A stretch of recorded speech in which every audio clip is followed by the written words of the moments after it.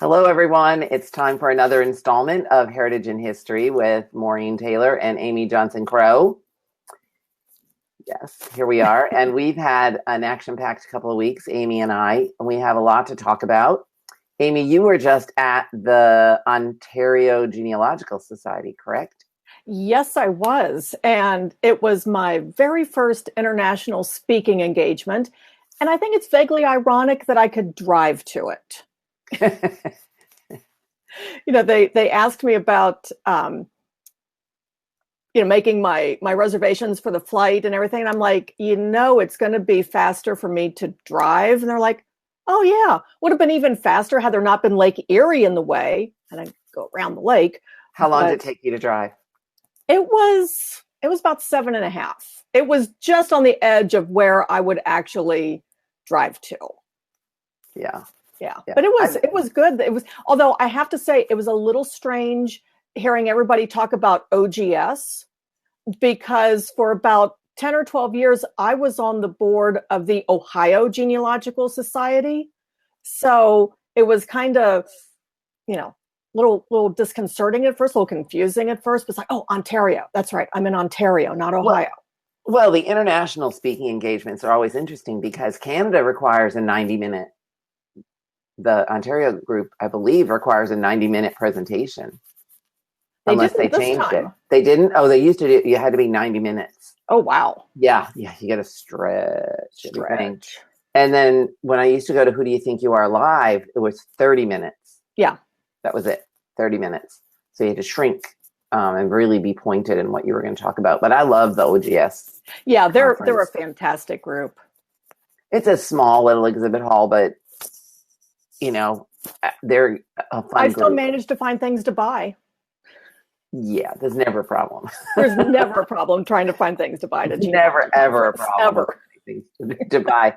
So I just got back from the Southern California Genealogical Jamboree, and it had been 5 years since I went. And I really like it. There's a nice energy out there. It's California. Of course, we were under this June gloom, so it mostly wasn't sunny, which is not what you associate with California. Mm-hmm. And because the exhibit hall doesn't open until 9 and lectures, and I'm on East Coast time, right? So so at 9, I feel like, it's noontime. Right. So there were lectures at 8 o'clock in the morning. And so every day I went to a lecture, which is very unusual because usually I'm trapped. Yeah, exactly. I'm trapped in the exhibit hall. Not trapped because I love seeing everyone, but you're sort of not supposed to leave your booth. Yeah. While you're there, although some of us do, because the lectures are good and you want to hear them.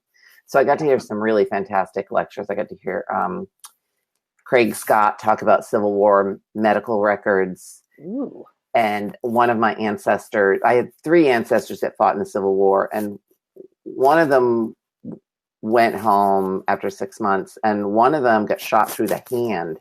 And so in his pension application, there's this picture of his hand, completely, not a picture, but a drawing of how the bullet passed through his hand. And it changed the family circumstances tremendously. And I thought that was all there was. And then I went to Craig's lecture and I was like, oh, wait a minute.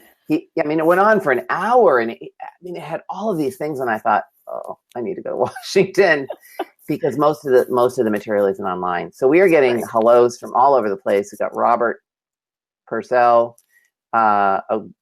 June says, wow, to show the hand in the record. Right. I didn't find a picture of him. And some of the records, Craig said, actually have photographs in them. Ooh. And I would love to see a picture of this guy because supposedly he had red hair. And no one has red hair in our family. But it was great. And there's Michelle, I guess, who you must have seen in Canada this past weekend, ogs.on.ca. .ca. Yeah, such a fantastic group. I love that group. Yeah, they're great. And we've got hellos from Robert and Linda from New Jersey Shore. Linda, I'm hoping it's warmer there than it is here because it's pretty chilly here in New England. But we're not complaining because it's not snowing. I know it's not snowing. It's not snowing, but 49 or 50 degrees is a little chilly for June. It's a little chilly for June. Yeah, a little chilly for June. So if you don't mind, Amy, I want to show a couple of things. We usually talk about news and books and apps and websites and things like that. So I don't know where you want to start today, but I'm open-ended here. You choose. Oh, Michelle's in. Actually, she's in Quebec. Home of my ancestors. Where would you like to start? You pick. Oh, all right. Well, since I was just talking about Craig and military service records, one of the tips that he shared was, and I'm going to, if you can see it, I'm going to go with us smaller and it bigger. Give me just a minute. There we go. He said, and I don't spend enough time on the National Archives of the U.S. website, obviously. And I think that's something maybe we all overlook. But I need to spend more time on there and really make a research plan of all this stuff that I've never been there. Mm-hmm. I've been to lots of other places in Washington, D.C., but somehow I've always overlooked NARA. There is a free handout on the NARA website called Military Service Records at the National Archives. And there's a lot of information in there. And Craig recommended that you download it. And it's under let's see if I can go back and find it. If you go to research our records on the website and then click that, and then click the little button that says research military records, and then scroll down even further, there is a general information on military records. It's number 109, paper 109.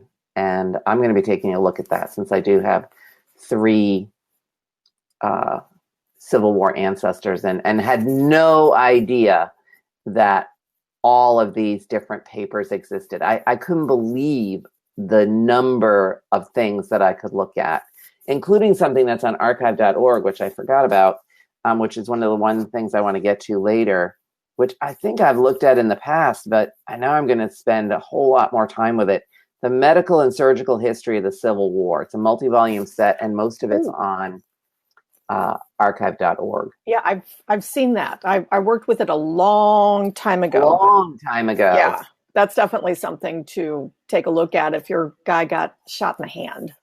Yeah. So it's called I'm going to type this in. Medical and Surgical History of the Civil War. And it actually is by soldier.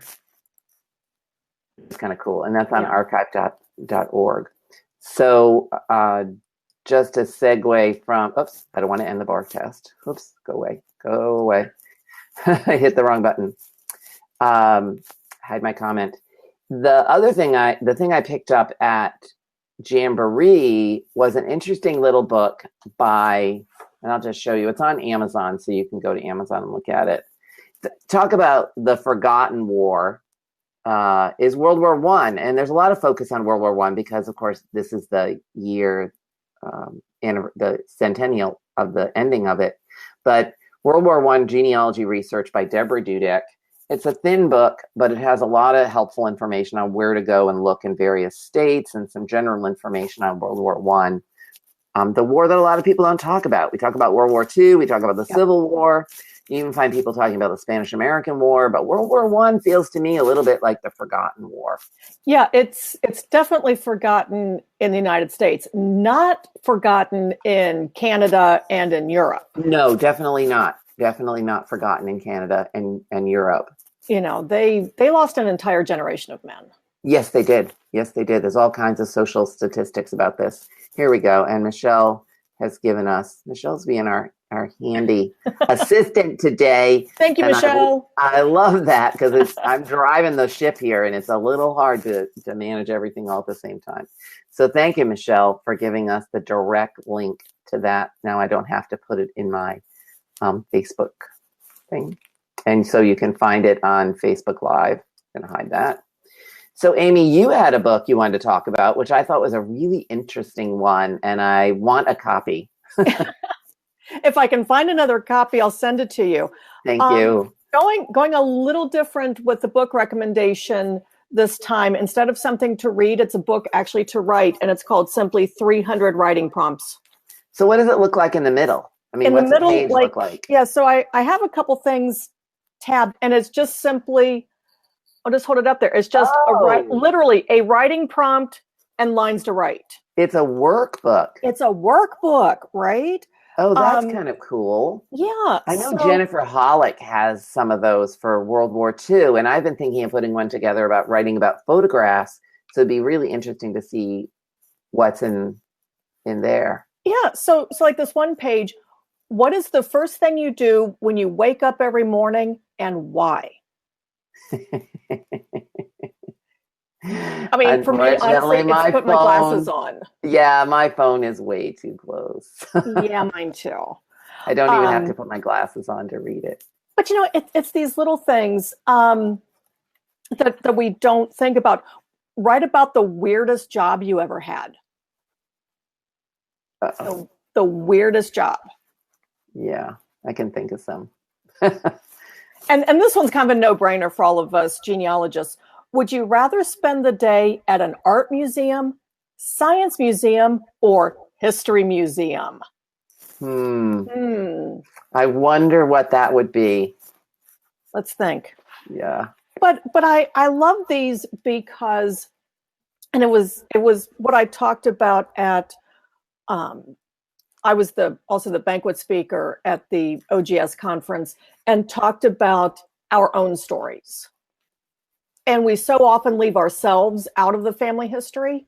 Yes, we do. But we're part of the continuum. So I think if we can get in the habit of just writing a little something, I think that will help us later. Later we can go back and compile it and make something really, really nice. But I think first we need to get in the habit of actually writing about ourselves. So like I said, it's just called 300 Writing Prompts. I think I got it at Target.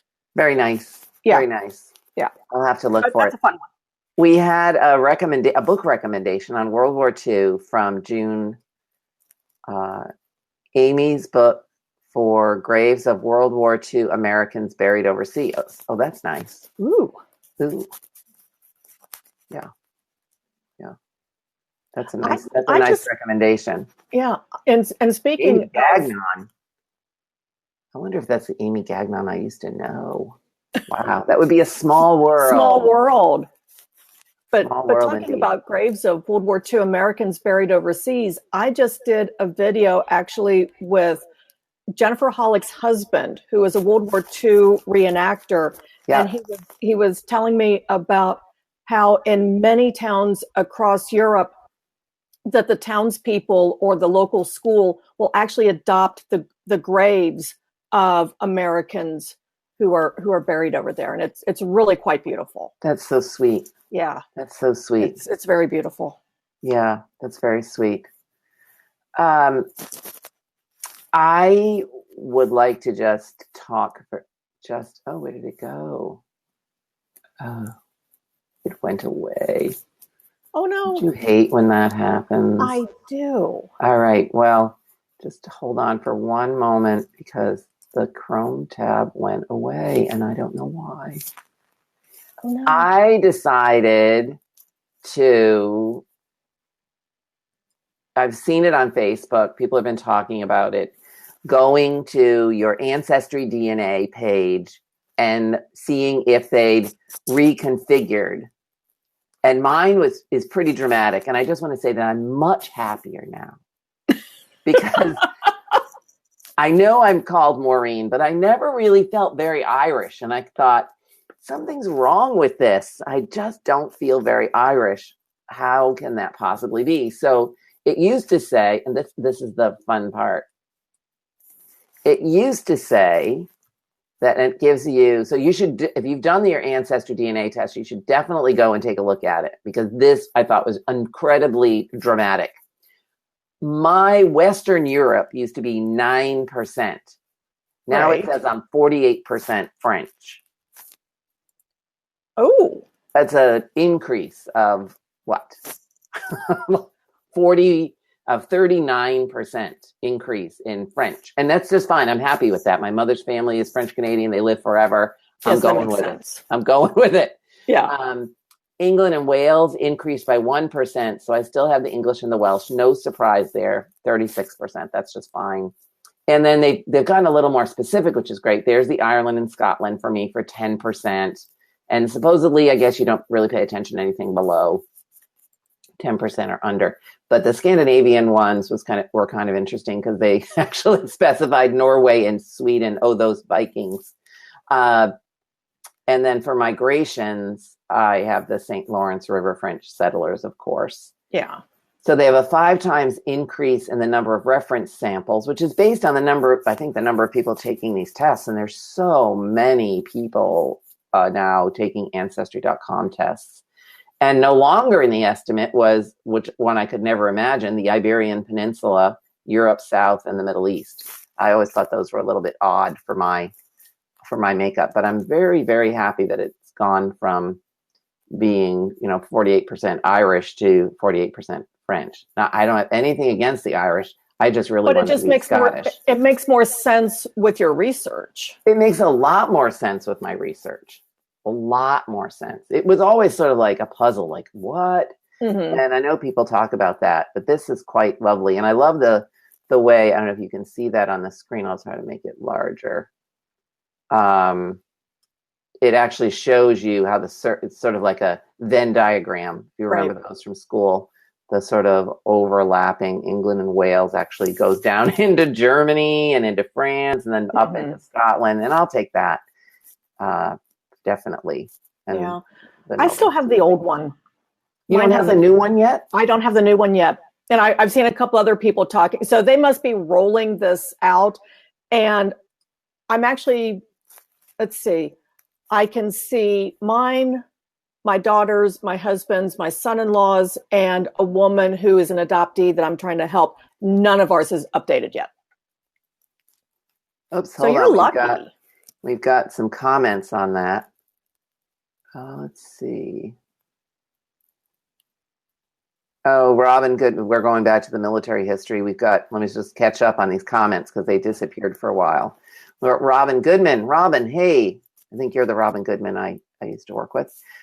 Here's history.navy.military browse by topic wars. So that'll also be on the Facebook page, so you can click that. And Robin said they found great information about the Navy there, which is handy. Linda Barnes, yes, Linda, exactly. In a month, she went from 67% Italian to 83% Italian. I'm not surprised because both of my parents have all Italian roots. I expect that 83% to go up even higher. And I wonder too. And Robert, I'm with you on this. Iberian Peninsula looked a little fishy to me too. Yeah, I can see I have a lot of DNA tests that, obviously my husband's and my children and my, now my sister took it and she's over the moon. She's not really a genealogist and she knows absolutely nothing about DNA. So I was getting lots of text messages the other night saying, oh my God, my test results came back in and I'm this and I'm that and, the whole bit. So they haven't updated hers either because it's a brand new one. But, and think about, though, that reaction from your sister, who you said is not a genealogist. Nope. But that got her excited. Very excited. Got her very excited. And just imagine there's going to be some percentage of people like that who get very excited and then they do want to find out more. So I'm cool with people taking an Ancestry DNA test or whatever type of DNA test for that ethnicity estimate because it's kind of like a gateway drug. Sort of, because I think that once you're interested, I think a lot of people go into the Ancestry or the whatever DNA test you take, and just because they want to know about those percentages because they're on TV, that's the advertising, that's how it's pitched. But then once you have it, you're like, oh, how does that actually work in my family history? We have a couple more comments on that. And then I will say that after that, my sister said, so how can I find out about my health information? And I was like, oh, different test. Different test. That would be 23andMe. Yeah. Here's Deborah, one of our regular watchers. I've been looking at a client's DNA profile this afternoon, and hers has increased the British proportion from 56 to 82%, which makes a lot of sense with her research genealogy. Absolutely. Yeah.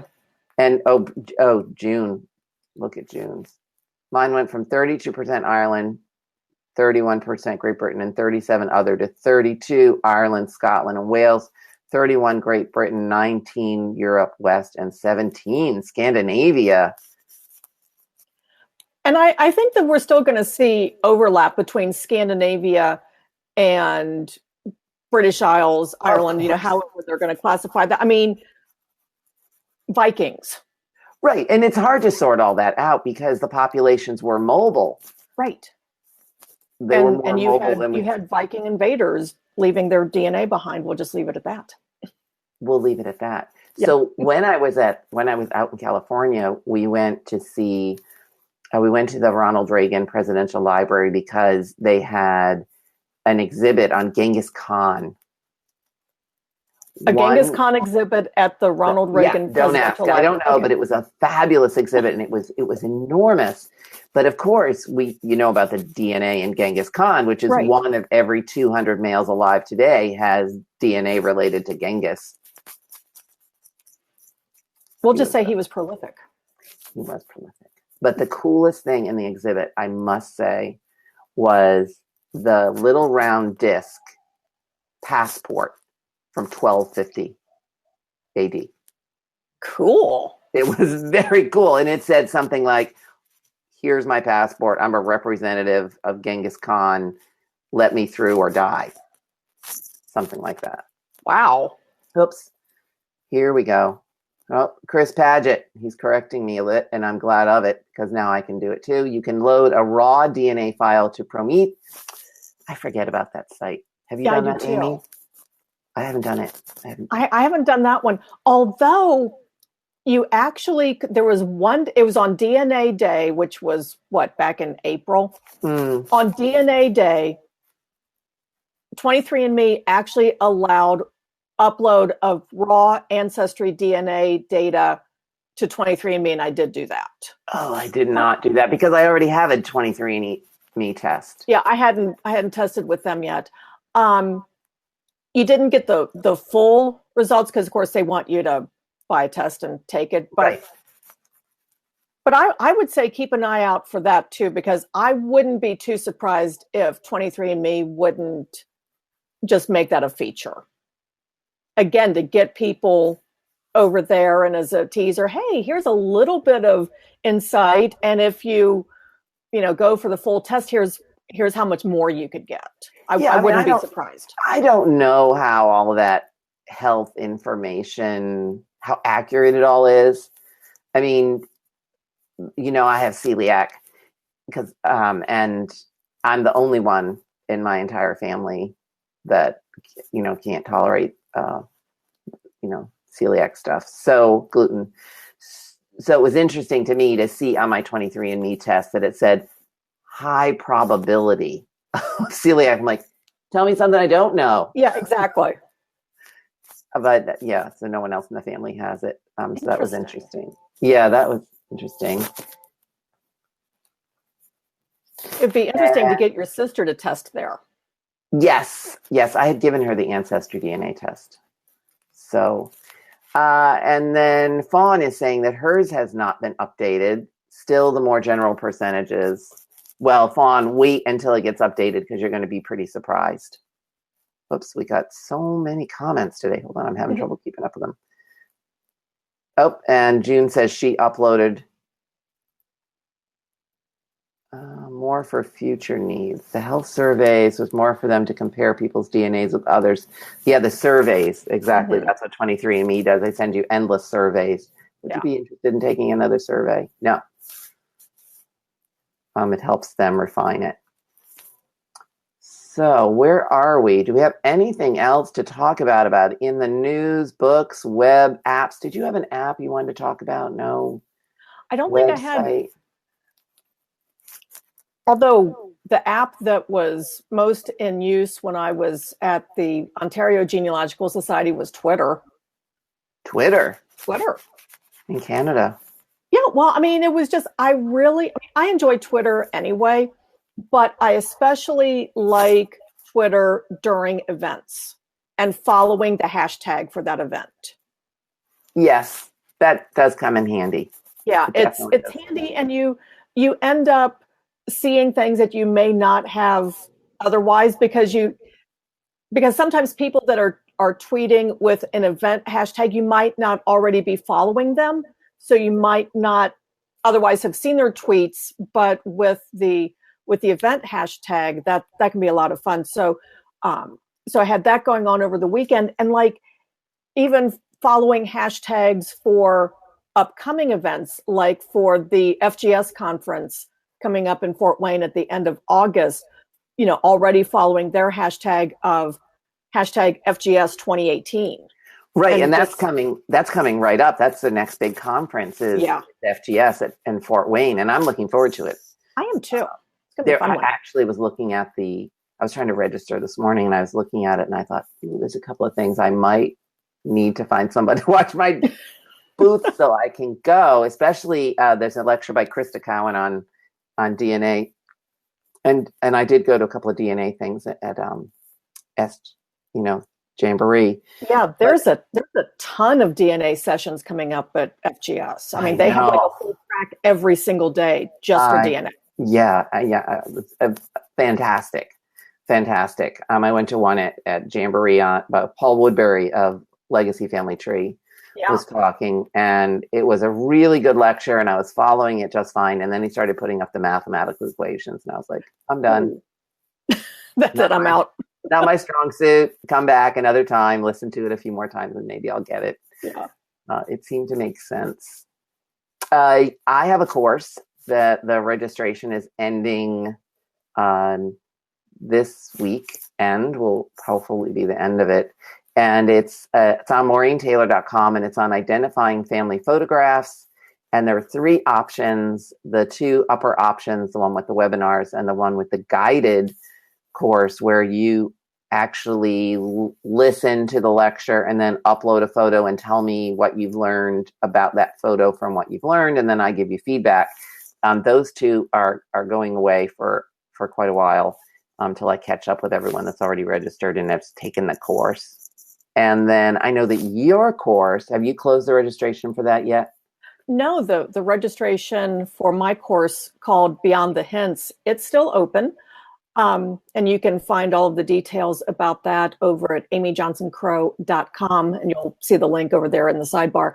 But it's self-paced and it's designed for people who, that there's something else out there, but you're not sure where to look, and you're not sure what to do when you have 2 pieces of information, 2 different documents that say 2 different things, and you don't know which one to believe.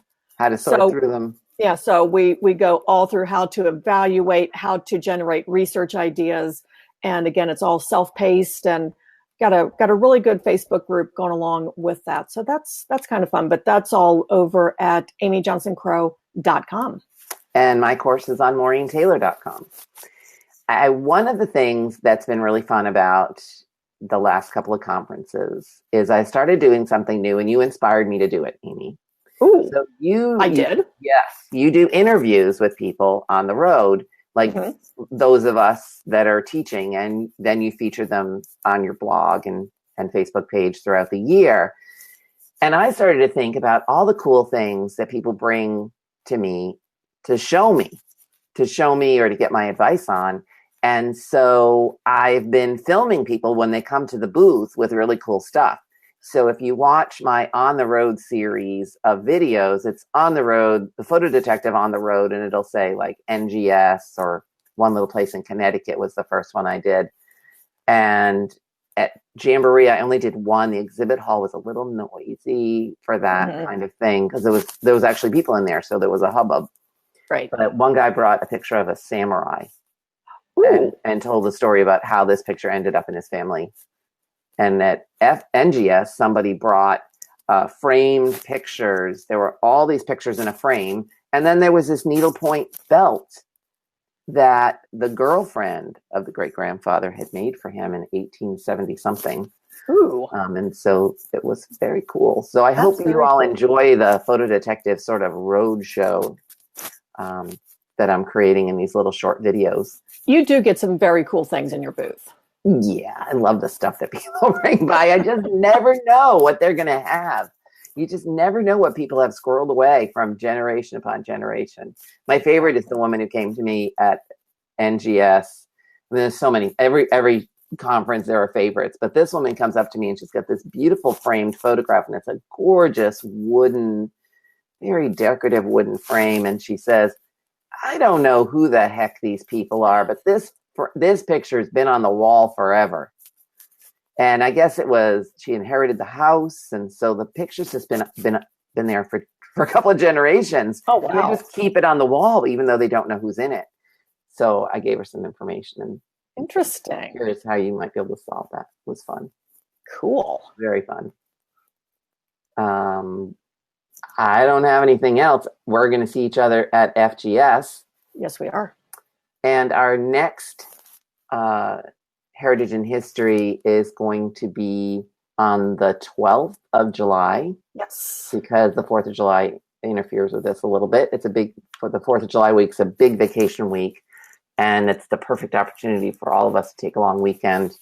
And, what are we going to do? More genealogy research. More genealogy, yeah. Lots more. Do you have big summer plans, Amy? Actually, yeah. Starting the summer plans a little bit earlier than what a lot of people do. Actually heading north here in a few days, going up to northern Michigan with my parents and my family, sister, brother-in-law, and doing the big family vacation up in northern Michigan. So that'll be fun. Beautiful. Could be chilly though. Yeah, it might be. Yeah. As long as it doesn't rain, I'm good. Yeah. We have my husband's family reunion happens every other year, and this is the year. And so we go to Vermont, sort of up on Lake Champlain, and around 50 people go. Nice. And this family reunion started in the 1940s. Wow. Right. So I'm now the old generation, which is a weird transition. That does feel a little weird, but I know what you mean. A little weird, because most of the older folks have now passed on. But we'll have a good time, and there's so many babies. It'll be hard to keep track of whose baby runs with who. That's when you need color-coded name tags. I think we actually reached the point where we could use some name tags, and actually name tags that show who you're descended from, because this is not just this is an extended.